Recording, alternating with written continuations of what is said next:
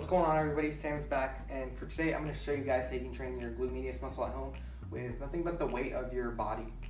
So before we try and train this muscle, we need to understand a little bit more about it.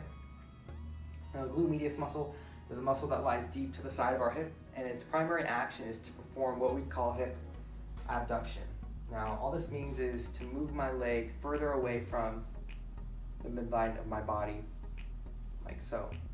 Now, there are two ways we can go about which to train hip abduction.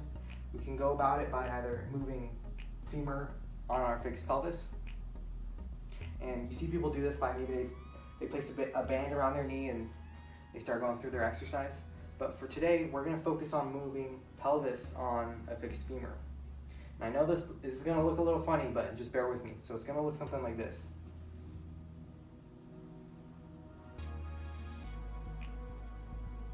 Now, just consider that in terms of what's happening at the hip joint, this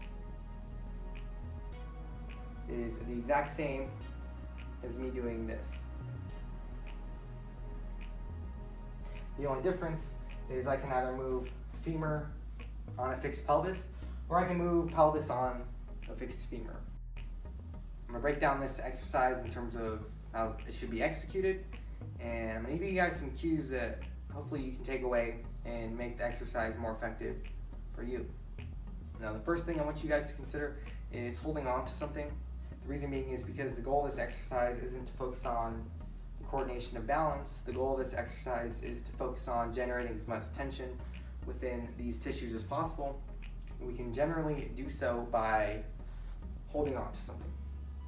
The second thing I want you guys to consider is keeping your opposite leg up high, keeping that opposite leg still as we go through the motion.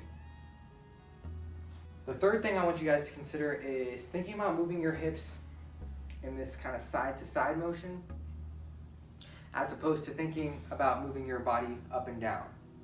And I feel like people tend to be able to gain a better awareness in terms of how to move their hips if they think about that side-to-side motion. And lastly, focus on good control in a slower tempo with this. So don't just crash on the way down and then launch it on the way up. Really focus on decelerating and accelerating in a controlled manner. Thanks so much for watching. I hope you guys enjoyed this short little video, and we'll see you guys next time.